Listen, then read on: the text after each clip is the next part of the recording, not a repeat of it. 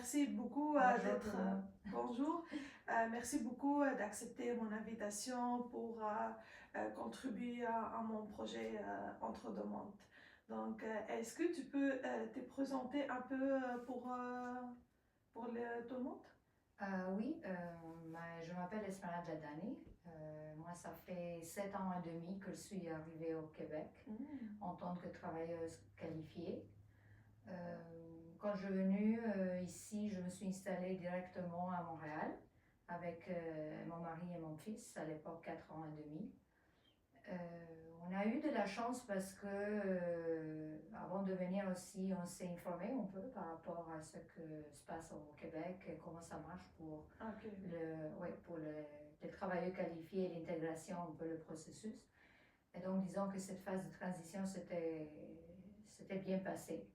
Parce que vous avez déjà informé. Oui, absolument, absolument. Déjà, la décision de venir ici, c'était bien pensé et bien réfléchi. Bravo. Absolument. On savait qu'on devait apprendre très bien le français déjà, donc on s'est informé aussi de tout ce processus de transition. Et la première chose qu'on a fait quand on est arrivé en octobre 2018, c'était de s'inscrire dans des cours de français. À l'époque, c'était un peu plus facile. Oui, c'était plus facile que maintenant.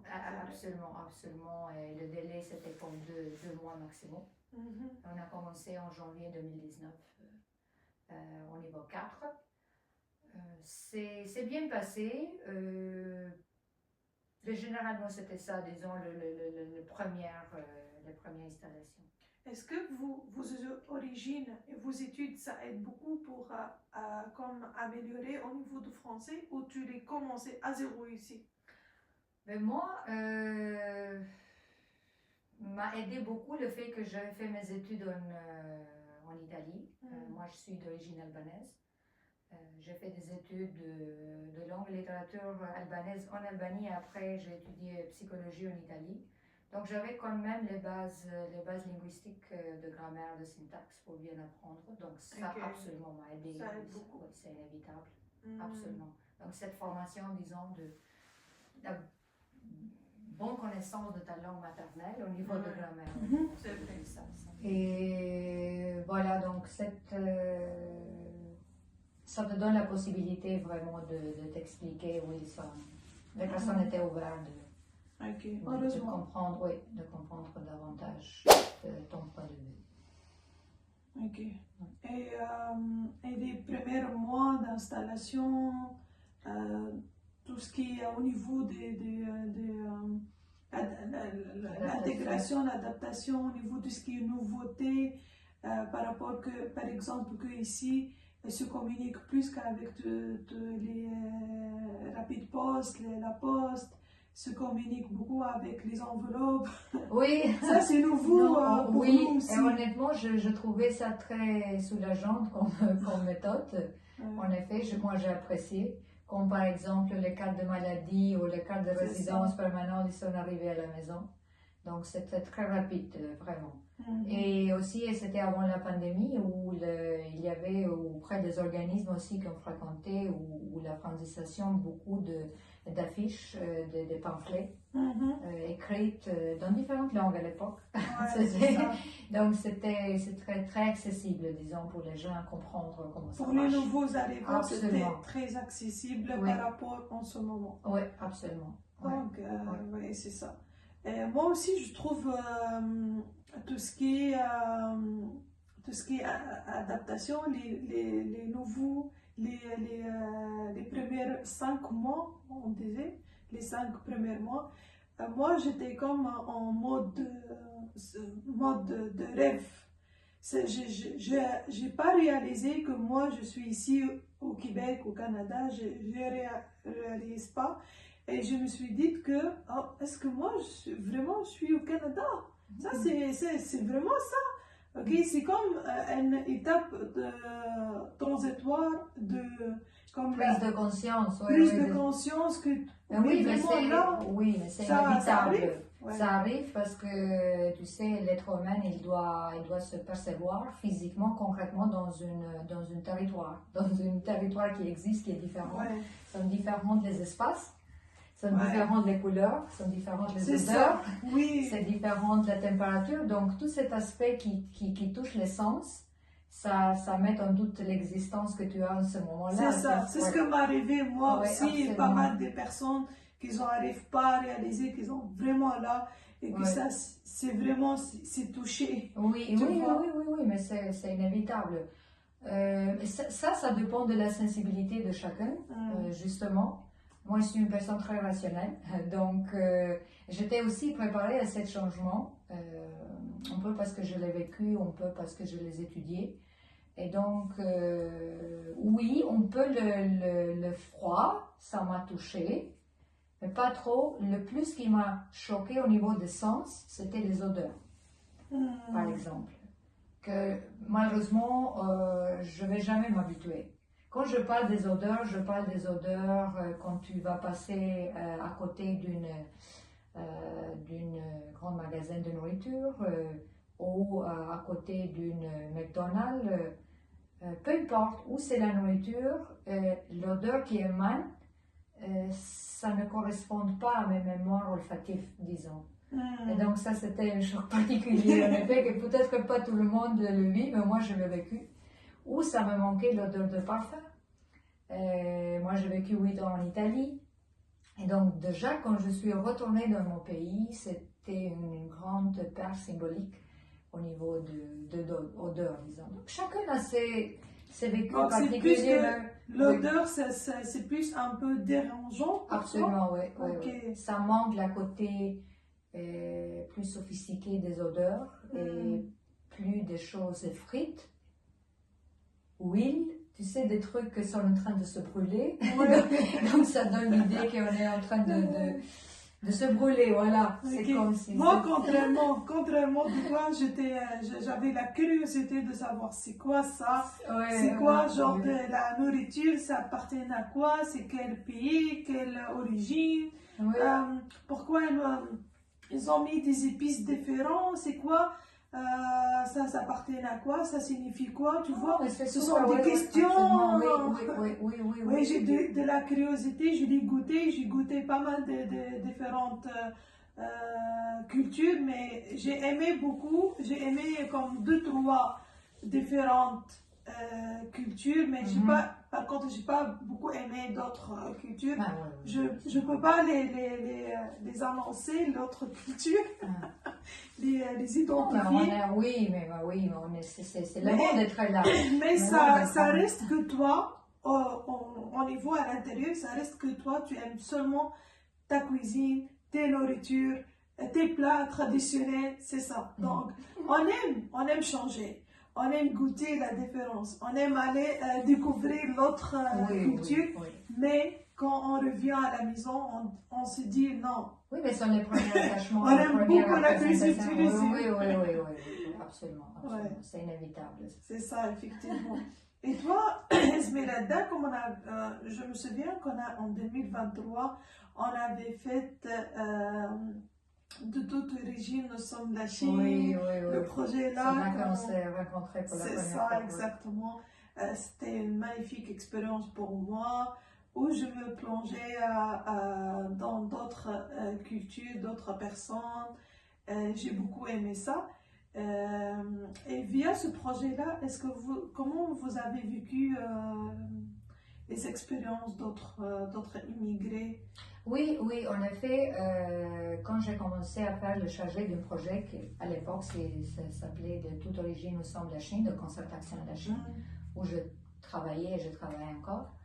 Le but, c'était vraiment il y avait plusieurs objectifs, mais l'un des objectifs, c'était de mettre en avant la contribution de différentes communautés culturelles à la Chine et de créer une vidéo. C'est là qu'on a commencé à faire une brainstorm avec les collègues et tout le monde, mais moi je voulais vraiment quelque chose qui représentait la mémoire collective de la Chine à l'époque. Donc tout le monde était d'accord d'aller collaborer avec le musée de la Chine aussi pour faire la vidéo, de contacter les personnes qui avaient d'une certaine façon donné une contribution pour la Chine. C'est pour ça qu'on t'a contacté aussi. Parce que le centre de multi-ressources de la Chine, c'est un centre très très important pour la Chine.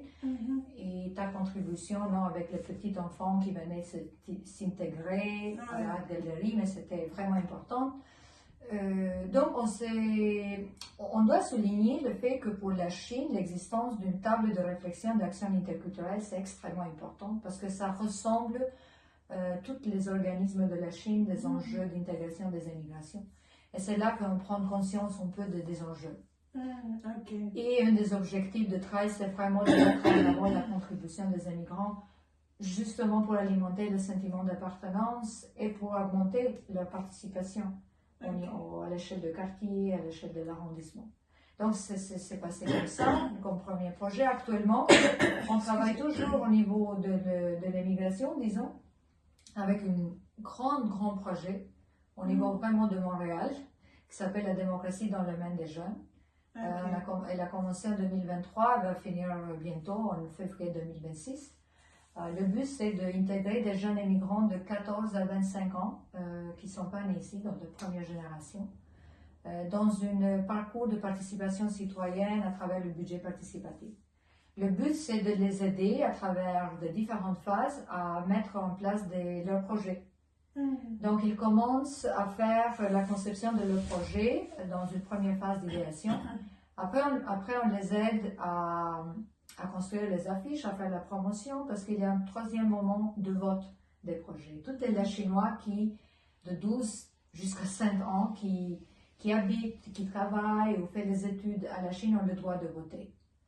Après, c'est la réalisation des projets. Ce sont des ateliers, se forment des ateliers? Pas nécessairement. Oui, il y a des ateliers. La majeure partie sont des ateliers, mais il y a des autres activités, des autres sorties à l'extérieur avec les jeunes, des rencontres à l'extérieur. On va souper ensemble aussi. Donc, de base, sont des ateliers, parce qu'on invite des experts pour développer des compétences pour les jeunes, pour les aider à participer davantage. Et donc, on a eu plus de 80 jeunes qui se sont vraiment intéressés, mais 52 ont pu vraiment suivre les phases, disons. Plus de 125 000 $ qu'on met à disposition des jeunes pour faire les projets, 9 projets. 7 sont déjà réalisés, les 2 vont se réaliser maintenant en hiver. Les jeunes, ça c'est une des retombées les plus importantes au niveau vraiment de reconnaissance, ont reçu un prix de gala de reconnaissance de la Chine en mai 2025. Oui, pour des jeunes qui se sont impliqués en quartier, en tant que bénévoles, avec leur projet. Et le prix, c'était proposé par le Conseil jeunesse de la Chine, avec lequel on avait entamé en relation avec nos jeunes et le Conseil de jeunesse. Aussi, on était invité par le magazine Vivre la Chine. Je pense que va sortir bientôt, tantôt. Ils ont demandé de faire l'entrevue à 2 jeunes de ce projet pour donner leur témoignage de participation à la Chine. On vient de faire une balado avec la coalition de tables de quartier de Montréal pour faire vraiment rayonner, disons, les retombées de ce projet. C'est cool. N'oubliez pas qu'on avait vraiment collaboré avec tous les organismes de la Chine, avec les écoles secondaires. Plus de 30 experts on a invités pour développer des compétences, pour offrir leur expertise aux jeunes. Oh, c'est magnifique. Ça. Et finalement, pour conclure, je peux dire que les parents nous envoient des courriels, des lettres pour nous remercier, absolument, parce qu'ils voient l'impact, surtout sur 2 aspects de l'adolescence, tu sais, de la timidité. Donc, de certaine façon, ils sortent de cette timidité qui caractérise l'âge et la prise d'initiative, parce qu'ils ont appris ça. J'ai une autre question, Esmeralda. Puisque toi, tu es vraiment trop impliquée dans les projets sur le territoire de Montréal, la Chine et tout, est-ce qu'il y en avait des projets qui se parlaient de la collaboration entre les femmes nouvellement arrivantes? Ça veut dire que pas mal de fois j'ai discuté en jazz, moi et mon amie Raya, et qu'on se dit l'esprit, le principe de collaborer entre les deux femmes, les deux femmes, un groupe de femmes, ou un groupe où toutes les femmes, surtout les femmes immigrées ici. On n'a jamais eu des opportunités ou même des ateliers, des rencontres, des projets que ça renforce cette idée-là. On a pas mal de fois, pas mal de projets qui se parlent pour les jeunes, pour la famille immigrante, pour les immigrés, les enfants, mais on n'a jamais de projet que s'identifie, c'est quoi la collaboration entre les femmes, mettons qu'une femme qui vient aussi. Recul ou comme... Recul réflectif, donc un recul pour le voir de loin. C'est comme c'est ça, comme c'est le moment de réfléchir. De réfléchir, oui. Et toi, tu fais comme une comparaison. Pas intentionnelle, pas comme une comparaison, je veux dire. Mais le recul, c'est intuitif. Ça doit être intuitif pour bien fonctionner. Donc, si tu remarques quelque chose, mais c'est intuitivement, tu dis, ah là, c'est une autre chose, pourquoi? Donc, tu te questionnes. Toute cette question de recul symbolique, non, face à ta culture, ou décentration, de s'éloigner, non, un peu pour réfléchir. Et donc, ça m'a aidé cet exercice. Non, c'était une première fois que j'ai vécu ça et je devais faire avec, disons. Et tu réalises quoi après? On réalise que on est tous différentes. Et j'avais réalisé à l'époque aussi que je respecte ici aussi la même chose, que quand on arrive dans une culture qu'ici on appelle une culture d'accueil, il faut faire attention parce que les gens, ils ont construit leur culture depuis des siècles peut-être, ou je ne sais pas depuis quand. 400 peu importe. Et donc, ils ont leurs enjeux existentiels aussi, leurs enjeux, leur identité, mais des enjeux par rapport à ça aussi qui sont dus à des contextes historiques et sociaux qui appartiennent à cette culture-là. Et il faut absolument comprendre que ce qu'on appelle résistant, non pas sur culture d'être ouvert, mais c'est une façon de se protéger aussi de leurs préoccupations existentielles, que c'est normal. C'est normal, c'est par exemple, quand je suis venue ici aussi, toute cette sensibilité face à le nationalisme québécois ou la protection du français, mais je voulais le comprendre. Et c'est là que j'ai commencé mes lectures de l'histoire du Québec ou de la Révolution tranquille, tu sais, tout ce moment important du Québec qui représente, disons, l'approche aujourd'hui. Et là, tu te rends compte que c'est légitime de se protéger. Et donc, voilà, tu sais, toute cette première immigration, disons, en Italie m'a préparée, très bien préparée, pour arriver ici avec une approche différente. Et avec des lunettes différentes. C'est ça, c'est pas la même chose que des personnes qui ont... Déjà, oui, pour la première fois. C'est pas la même chose, c'est vrai. Mais je trouve ça très, très, très cool comme d'avoir pas mal de parcours d'immigration et que ça te donne beaucoup de valeurs aussi, que ça... oui, ça te change, ça te change. Oui, là. Et quand tu retournes chez toi, tu vois les choses différemment. Absolument, absolument. Mais malheureusement, je ne sais pas si tu connais le concept très philosophique des personnes qui se déplacent beaucoup, de dépaysement. Peut-être que tu l'as entendu. Dépaysement. Dépaysement, oui, c'est le fait que tu n'es pas installé. Tu n'appartiens à aucun pays. Mais toi, tu as déjà tes racines d'origine. Finalement, moi je l'ai vécu, c'est pour ça. Donc je retournais à travailler et à vivre en Albanie pour 10 ans. Mais j'étais comme dépaysée, bon, voilà. Donc 7-8 ans en Italie, avec tous les efforts qu'on fait pour s'adapter. Et donc ça a un impact bien sûr dans la perception du monde, dans comment on voit le monde, comment on voit les relations humaines. Tu retournes dans ton pays, qui entre-temps, il a évolué aussi. Et tu n'étais pas là lorsqu'il a évolué. Tu es d'accord avec moi? Ouais. Donc pendant 8 ans, tu n'étais pas là à suivre toutes les dynamiques, à t'adapter à ce changement dynamique. Voilà, donc tu retournes pour te réadapter à quelque chose qui t'échappe. que tu ne peux pas le comprendre même. Ça, c'est selon le pays d'origine. Bien sûr, chacun, absolument, il y a, non, mais les choses qu'on partage sont des choses, des vécus très personnels, très subjectifs. C'est pas du tout la vérité de Mais je pense même en Albanie, même si c'est évolué, même si développé, même si il y en a des choses qui ont vraiment à la base. On parle de la base culturelle, la base politique, la base économique. Il n'y en a pas beaucoup de changements comme une révolution. C'est juste des développements, même au niveau technique, au niveau... Je sais ce que tu veux dire, mais ça dépend de la sensibilité des personnes. Pour moi, le choc quand je suis retournée, c'était la culture de travail. C'est ça. Par exemple. Ouais. C'est pas nécessairement des révolutions où, je sais pas, on mangeait sous les chaises et tout à coup on mange par terre. C'est quelque chose de... Ce sont des petites choses que quand tu vas rentrer vraiment dans la dynamique de travail, dans la quotidienne de la société, de la vraie société que tu vas le vivre, c'est là que tu vas vivre cette choc. Pour moi, c'était une des raisons pour lesquelles je devais faire une autre expérience de travail et j'ai décidé de venir au Canada. C'était exactement cette culture de travail que pour moi, c'était pas épanouissante. Mais c'est un vécu subjectif, c'est un vécu personnel.